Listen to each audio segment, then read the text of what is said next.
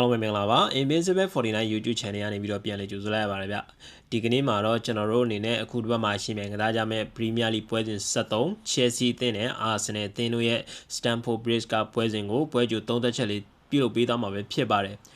အခုလက်ရှိမှာ Arsenal အသင်းက Premier League မှာ12ပွဲကစားပြီးချိန်မှာ9ပွဲနိုင်2ပွဲတည်1ပွဲရှုံးရမှတ်29မှတ်နဲ့အမှတ်ပေးစရာကိုဦးဆောင်နေခဲ့ပြီးတော့လက်ရှိ Chelsea အသင်းကတော့12ပွဲကစားပြီးချိန်မှာ9ပွဲနိုင်2ပွဲတည်3ပွဲရှုံးရမှတ်29မှတ်နဲ့အတူ Arsenal အသင်းရဲ့အောက်6မှတ်အကွာနဲ့ဒုတိယနေရာကနေပြီးတော့ Arsenal အသင်းကိုလိုက်လံဖိအားပေးလျက်ရှိတယ်ပေါ့နော်ဒီနှစ်သင်းရဲ့ဒီနောက်ဆုံး3ရာသီထိပ်တိုက်တွေ့ဆုံမှုပြန်လဲကြည့်ရမယ်ဆိုလို့ရှိရင်အာဆင်နယ်အသင်းက4ချိန်အထိအနိုင်ရရှိခဲ့ပြီးတော့2ပွဲသာတည်ကြခဲ့တယ်ပေါ့နော်ဒါပေမဲ့လည်းဒီအခုတည်ကြခဲ့တဲ့2ပွဲကChelsea အသင်းရဲ့ Stamford Bridge မှာဖြစ်နေတဲ့အတွက်ဒီချိန်ထိပ်တိုက်တွေ့ဆုံမှုမှာလည်း Arsenal အသင်းအနေနဲ့ထင်သလောက်မလွယ်ကူပဲနဲ့ဒီ Chelsea အသင်းကိုခက်ခက်ခဲခဲကစားဖို့ရှိတယ်ပေါ့နော်ဒီလက်ရှိ Chelsea အသင်းရဲ့ဒီဖုန်းပြန်ကြည့်ရမယ်ဆိုလို့ရှိရင်လည်းသူတို့အနေနဲ့နောက်ဆုံး6ပွဲမှာတပွဲသာတည်ကြခဲ့ပြီးတော့အခုလက်ရှိမှာဆိုလို့ရှိရင်ပြီးခဲ့တဲ့ဒီချန်ပီယံလိပွဲစဉ်မှာဘာစီလိုနာအသင်းကိုအိမ်ခွင်းမှာ3ဂိုးဂိုးမရှိဆိုတဲ့ရလဒ်နဲ့ပြက်ပြက်တသားအနိုင်ယူခဲ့ပြီးတော့ခြေစွမ်းကောင်းတွေကိုဆက်လက်ထိန်းသိမ်းထားနိုင်ခဲ့တာကိုတွေ့ရတယ်ပေါ့နော်တစ်ဖက်မှာလည်းအာဆင်နယ်အသင်းက Chelsea အသင်းလိုပဲဒီပြီးခဲ့တဲ့ချန်ပီယံလိမှာလက်ရှိဒီဥရောပမှာကောဒီသူတို့ရဲ့ဒီဂျာမနီမှာပါချုံပွဲမရှိသေးတဲ့ Bayern Munich အသင်းကိုပူပူနွေးနွေး3ဂိုးတကူဆိုတဲ့ရလဒ်နဲ့ဒီအပြတ်အနိုင်ရရှိခဲ့တယ်ပေါ့နော်အဲဒီတော့ကြောင့်လည်းအခုလာမဲ့ Chelsea အသင်းနဲ့ Arsenal အသင်းတို့ရဲ့ထိပ်တိုက်တွေ့ဆုံမှုကဒီပရိသတ်တွေနှစ်ဖက်ပရိသတ်တွေဒါမှကဒီတကဘာလုံးကစောင့်ကြည့်နေကြတဲ့ပရိသတ်တွေအတွက်ပါတော်တော်လေးကိုရင်ခုန်စရာကောင်းတဲ့ပွဲစဉ်တစ်ပွဲဖြစ်ရှိနေခဲ့တယ်ပေါ့နော်အခုလက်ရှိနှစ်ဘက်အသင်းရဲ့ကစားသမားအခြေအနေတွေကိုသုံးသပ်ရမယ်ဆိုလို့ရှိရင် Arsenal အသင်းဘက်မှာဆိုလို့ရှိရင်ဒီဒဏ်ရာကြောင့်ကာလာရှေနာယူနေခဲ့ရတဲ့တိုက်စစ်ကစားသမားတွေဖြစ်တဲ့ဂါဘရီယယ်ဂျေဆုနဲ့ဂိုင်းဟာဘတ်တို့ဒီနေ့ပွဲစဉ်မှာပါဝင်လာနိုင်ခြင်းမရှိသလိုအားထားတဲ့နောက်ခံကစားသမားဂါဘရီယယ်မာဂါဟေ့စ်ကလည်းဒီနေ့ပွဲစဉ်မှာပါဝင်လာနိုင်တဲ့အနေအထားမှာရှိမနေဘူးပေါ့နော်တစ်ဖက်ကလည်းအာဆင်နယ်အသင်းဒဏ်ရာကြောင့်လက်လွတ်ခဲ့ရတဲ့ဒီမာတင်အိုဒီကတ်တို့ဒီနိုနီမာဒူကီတို့ဂါဘရီယယ်မာတင်နယ်လီတို့ကပြီးခဲ့တဲ့Bayern Munich အသင်းနဲ့ပွဲမှာလူစားဝင်ကစားသမားဖြစ်ပါဝင်ခဲ့တယ်လို့ခြေစွမ်းလည်းပြသနိုင်ခဲ့တာဖြစ်တဲ့အတွက်ဒီနေ့ Chelsea အသင်းနဲ့ပွဲစဉ်မှာတော့သူတို့အနေနဲ့ဒီ line up ပြန်ဝင်လာနိုင်တဲ့အနေအထားတွေရှိတယ်ပေါ့နော်တစ်ဖက်မှာလည်း Arsenal အသင်းရဲ့အဓိကတိုက်စစ်ကစားသမားလို့ပြောလို့ရတဲ့ဒီ Peter Yilmaz အနေနဲ့ဒီနေ့ပွဲစဉ်တခုလာမဲ့ပွဲစဉ်မှာပွဲထွက်လာနိုင်မလားဆိုတာတော့ကျွန်တော်တို့ဆက်လက်စောင့်ကြည့်ရမယ့်အနေအထားမှာရှိတယ်ဗျတစ်ဖက်က Chelsea အသင်းကိုပြန်ကြည့်ရမယ်ဆိုလို့ရှိရင်လည်းသူတို့အသင်းရဲ့အားထားတဲ့အဓိကတိုက်စစ်ကစားသမားကိုပယ်မှာဒီနေ့ပွဲစဉ်မှာပါဝင်လာနိုင်ဖို့ကမတိကြသေးသလိုပဲသူတို့အသင်းရဲ့အားထားတဲ့နောက်ခံကစားသမားတွေဒီလာဘိတ်ကိုဝဲကလည်းဒီနေ့ပွဲစဉ်မှာဒဏ်ရာကြောင့်လွဲချော်ဖို့ရှိတယ်ပေါ့နော်ကျန်တဲ့ကစားသမားတွေကတော့ Arsenal နီးတူသူတို့လည်းဒီသူတို့ဘက်မှာလည်းလူဆုံးပြန်လဲပါဝင်လာနိုင်တဲ့အနေအထားမှာရှိရပါတော့သူတို့အသင်းရဲ့ဒီအဓိကတိုက်စစ်ကစားသမားကိုပဲမအနေနဲ့ဒီနေ့ပွဲစဉ်မှာဒီပါဝင်လာနိုင်မလားမပါဝင်နိုင်ဘူးလားဆိုတော့50-50အနေအထားဖြစ်ပေမဲ့ကျွန်တော်အထင်ရတော့ဒီဒဏ်ရာကြောင့်ပွဲဝေးနေတဲ့ကစားသမားတယောက်ကိုအခုဒီလန်ဒန်ဒါဘီလိုမျိုးပွဲစဉ်မှာတော့ပွဲစားခရရသုံးမယ်လို့ကျွန်တော်ကတော့မထင်ဘူးဗျသုံးသပ်မယ်ဆိုလို့ရှိရင်အာဆင်နယ်အသင်းဘက်မှာတော့ဂိုးသမားအနေနဲ့ဒေးဗစ်ယာယာကိုဆက်လက်ပွဲထုတ်လာဖို့ရှိပြီးတော့ညာနောက်ခံလူဖြစ်ယူရီယန်တင်ဘာနဲ့ဒီစန်တာဘက်အတွဲမှာတော့ကျွန်တော်အနေနဲ့ထင်တာကတော့ဒီပွဲစဉ်မှာအနိပြအာတီတာအနေနဲ့ဒီဆာလီဘာနဲ့တွဲကစားဖို့အတွက်ဟင်ကပ်ပီးကိုပြန်လဲပြီးတော့ပွဲထွက်လာနိုင်တဲ့အနေအထားမှာရှိတယ်ဗျဘယ်နောက်ခံလူနေရာမှာတော့ပြီးခဲ့တဲ့ Bayern Munich အသင်းနဲ့ပွဲမှာဒီအိုလီဆေးကိုလုံးဝမထိန်နိုင်ခဲ့တဲ့ဒီ Luis Kelly စာဒီ Ricardo Calafiori ကိုပြန်လဲသုံးလာနိုင်တယ်ပေါ့နော်အဲ့လိုပဲဒီကွင်းလဲ3ယောက်အတွဲမှာဆိုလို့ရှိရင်လည်းဒ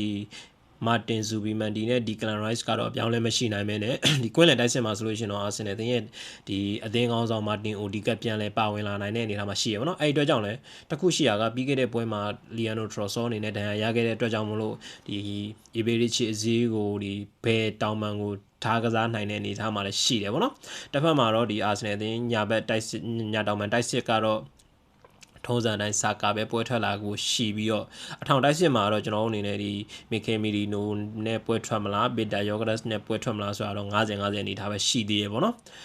ဒီပွဲစဉ်မှာနောက်ထပ်စိတ်ဝင်စားစရာကောင်းတဲ့အချက်တစ်ခုကကြတော့ဒီနှစ်ဘောလုံးရသည်မှာအာဆင်နယ်အသင်းကိုပြောင်းရွှေ့ကြီးပေါင်သား90နဲ့ရောက်ရှိလာတဲ့ Chelsea အသင်းရဲ့တောင်ပန်ကစားသမားဟောင်းနိုနီမာတူဂီအနေနဲ့အခု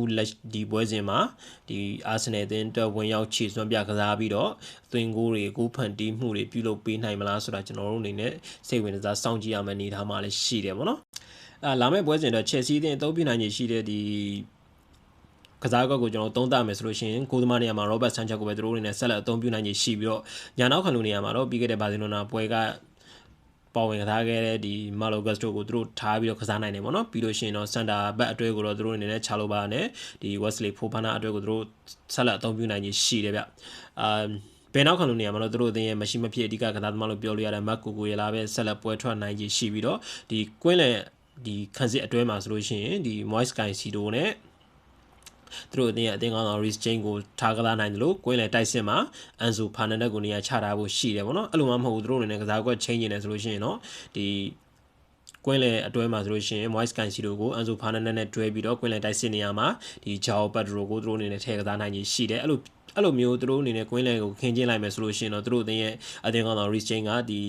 Malo Gusto ရဲ့ညာနောက်ခံလူနေရာကိုပြန်လဲရောက်သွားနိုင်တယ်ပေါ့နော်တစ်ဖက်ကသူတို့အသင်းရဲ့ဒီတောင်ပန်တိုက်စစ်ကစားသမားတွေဆိုလို့ရှိရင်လည်းပြီးခဲ့တဲ့ဒီဘာစီလိုနာနဲ့ပွဲမှာရှင်တော်တော်လေးခြေသွမ်းပြသခဲ့တဲ့လူငယ်ကစားသမားလေးအက်စထရာဘောင်းကိုဒီသူတို့အသင်းရဲ့ညာတောင်ပန်တိုက်စစ်မှနေရာချထားနိုင်ပြီးတော့ Pedro Neto ကိုတော့ဒီဘဲတောင်ပန်တိုက်စစ်ကိုသူတို့အနေနဲ့ပို့ရင်လည်းပို့နိုင်တယ်ပေါ့နော်အဲ့လိုဆိုလို့ရှိရင်တော့သူတို့အသင်းအထောင်တိုက်စစ်ကဒီ Liam Delap ကဥဆောင်လာဖို့ရှိတယ်ပေါ့နော်ဒီနှစ်သင်းရဲ့ဒီလက်ရှိခြေစွမ်းအရာကိုပြီးခဲ့တဲ့ရာသီဒီမှာထိတ်တိုက်တွေ့ဆုံခဲ့တဲ့ဒီ Stamford Bridge ဒီမှတ်တမ်းတွေအရအောင်ဆိုလို့ရှိရင်အခုလာမဲ့ပွဲစဉ်ကနှစ်သင်းလုံးအတွက်အတော်လေးကိုခက်ခဲမဲ့အနေအထားမှာရှိတယ်ပေါ့နော်လက်ရှိချိန်မှာ Chelsea အသင်းကလည်းပုံစံကောင်းတွေဒီပြန်ရနေပြီးတော